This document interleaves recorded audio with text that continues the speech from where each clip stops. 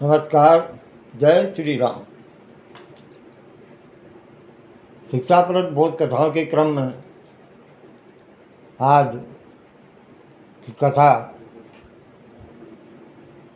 का शीर्षक है कि निरर्थक और अंतहीन कामना। यानी कुछ कामना हमारी जो है वो निरर्थक होती हैं। तो इसी क्रम में एक छोटी सी बोध कथा है। एक व्यापारी था, बड़ी स्थिति अच्छी थी उसकी, बहुत अच्छी स्थिति में था, व्यवसाय चलता था, खूब पैसा था उसके पास, व्यवधान भी आते थे। एक दिन नींद नहीं आई, मन में चैन नहीं था, बहुत बेचैनी थी। पत्नी ने जब देखा कि पूछा क्या बात है, तो बहुत पूछने पर उसने बताया ही नहीं व्यापारी ने, क्योंकि वो जो था एक निरर्थक और अंतहीन जो है विचार में खो गया था। तब पत्नी ने जिद की और कहा आपको बताना होगा, आखिर बात क्या है। तब व्यापारी ने कहा यह मत पूछो, अगर तुम सुनोगी तो तुम्हारी भी मेरी जैसी हालत हो जाएगी।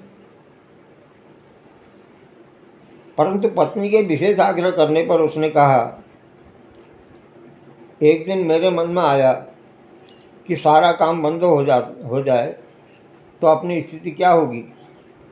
अगर सारा काम बंद हो जाए तो क्या स्थिति आएगी। तब मैंने हिसाब लगा कर देखा कि आज व्यवसाय अगर हमारा बंद हो जाए तो 9 पीढ़ी तक काम चलाने लायक धन होगा हमारे पास। 9 पीढ़ी तक काम चलाने लायक हमारे पास धन पर्याप्त है।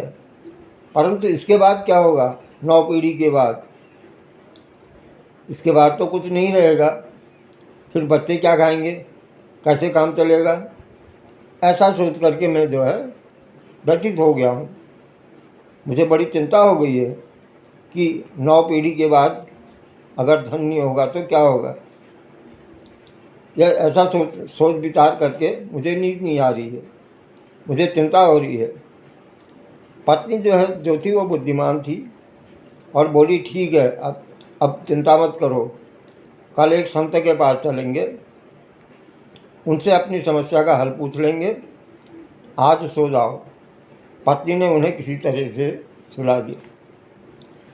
अगले दिन जब वह गाड़ी में बैठने लगे तो पत्नी ने संत को, महात्मा को देने के लिए गाड़ी में अन्न फल आदि सामान रखवाया।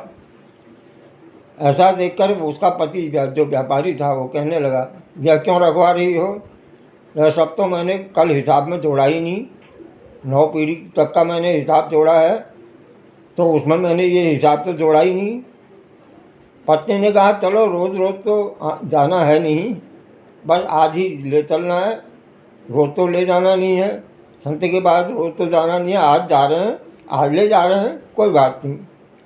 तो व्यापारी मान गया। अंत में दोनों संत के आश्रम में पहुँचे। व्यापारी की पत्नी ने सब सामान देना चाहा, जो सामान वो लाई थी, यानी गाड़ी भर के सामान लाई हुई थी। तो संत ने उन्हें रोक दिया, उसकी पत्नी को, व्यापारी की पत्नी को, कि रुको।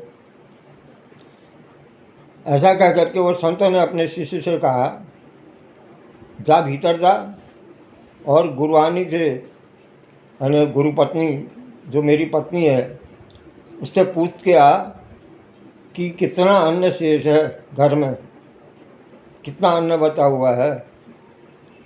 शिष्य ने पूछा, शिष्य गया और पूछ करके बताया कि आज रात तक के लिए सब कुछ है, कल के लिए नहीं है, कल सवेरे के लिए कुछ भी नहीं है, आज रात तक के लिए हो जाएगा सब।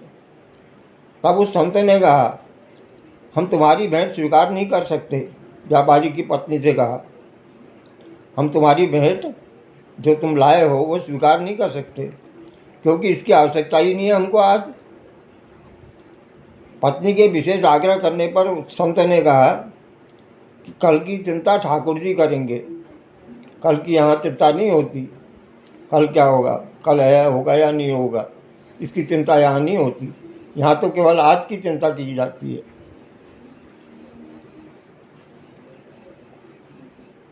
तो इतना होने के बाद वो व्यापारी अपनी पत्नी से बोला कि चलो चलते हैं, घर को चलते हैं।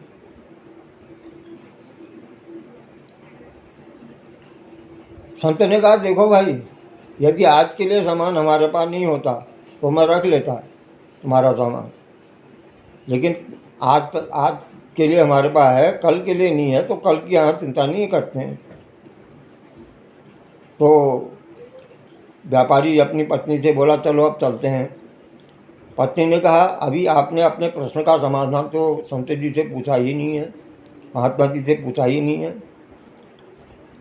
उसका समाधान तो पूछ लीजिए। व्यापारी ने कहा अब उसकी ज़रूरत नहीं है, मुझे समाधान मिल गया है। ये संत जी जहाँ हम आए हैं इनको कल की चिंता नहीं है,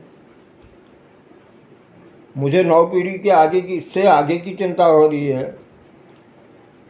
तो प्रभु पर विश्वास नहीं होने से व्यर्थ के निरर्थक जो है अंतहीन कामनाओं में मैं फंस गया था, विचारों में मैं खो गया था। मुझे अब जो है मेरी समस्या का समाधान मिल गया है। जब संत को कल की चिंता नहीं है, कल की चिंता ठाकुर जी करेंगे, तो मुझे 9 पीढ़ी के बाद की चिंता क्यों होने लगी। अब मैं आज से इस विचार को निकाल देता हूँ और अपने व्यापार को सफलतापूर्वक चलाता हूँ। इस प्रकार वो व्यापारी और पत्नी जो है घर को लौट आए अपने। प्रभु पर विश्वास नहीं होने पर ऐसा ही होता है। तो आज की बोध कथा का जो सार है वह है कि अंतहीन और व्यर्थ की कामनाओं में हमको नहीं पड़े रहना चाहिए। ठीक है, 9 पीढ़ी के बाद तक का हम हिसाब जोड़ रहे हैं, तो ये जो है मनुष्यता थोड़ी हुई। इतना लोभ, इतना मोह जो है वो मनुष्य को भ्रष्ट कर देता है और मनुष्य को सद्गति नहीं मिल पाती है। सद्गति तो तभी मिलती है कि गोधन गर्धन बाज धनो और गोधन गर्धन बाज धनो और रतन धन खान, जब आवे संतोष धन सब धन दूर समान। संतोष रखना चाहिए, जितना भी मिल रहा है, जो भी मिल रहा है उस पर संतोषपूर्वक अपने गृहस्थ को, अपने जीवन को चलाना चाहिए। नमस्कार, जय श्री राम।